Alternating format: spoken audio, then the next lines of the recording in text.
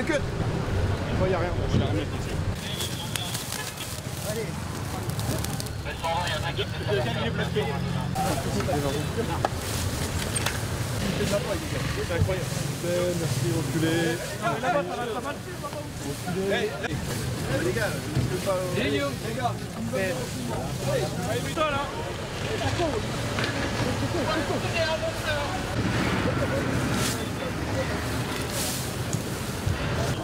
Tiens, tu peux me tenir ça? Tiens-moi ça.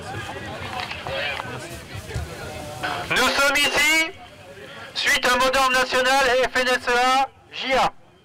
Je m'adresse à nos agriculteurs qui sont derrière moi. Dans les administrations, on se fout de nous. Macron, réponds-nous! Macron, réponds-nous! L'ensemble des 1000 tracteurs, probablement plus, stationnent sur le boulevard périphérique parisien. L'idée, c'est que nous maintenions aussi notre position ici, on va la négocier, pour qu'en fait, Emmanuel Macron nous reçoive. Donc tant qu'on n'a pas de réponse sur un rendez-vous et des solutions à nos problèmes, on ne bouge pas de là. Et il faut que les forces de l'ordre le comprennent, c'est d'ici que l'ensemble des présidents de nos fédérations piloteront et débloqueront la situation sur le boulevard périphérique. C'est bien ça qu'il faut qu'il soit dans les têtes de tout le monde. Dans un second temps. Non, c'est pas une bonne idée parce qu'en fait, non mais vous avez cet ordre-là? Ah bien sûr. Bon.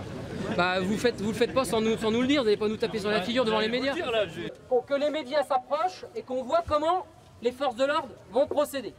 Nous sommes ici l'expression de l'agriculture qui se trouve autour de Paris et qui nourrit cette capitale tous les jours.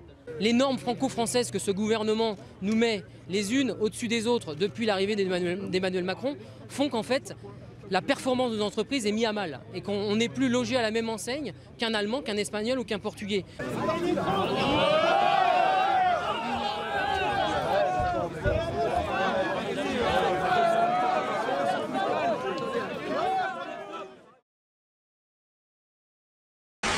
D'abord, protéger notre héritage et notre identité. La France, c'est une puissance agricole. Elle se définit notamment par ses terres, par ses paysans, par ses agriculteurs. Je le dis, si le mot pays et paysan se ressemblent tant, c'est quand même que les deux sont totalement liés. Dans paysan, il y a pays.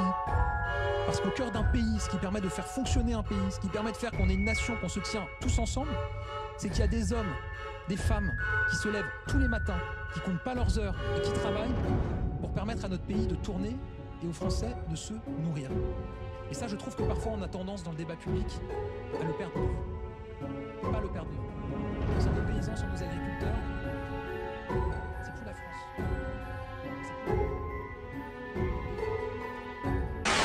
Première question, êtes-vous satisfaite des annonces du Premier ministre? On imagine que oui.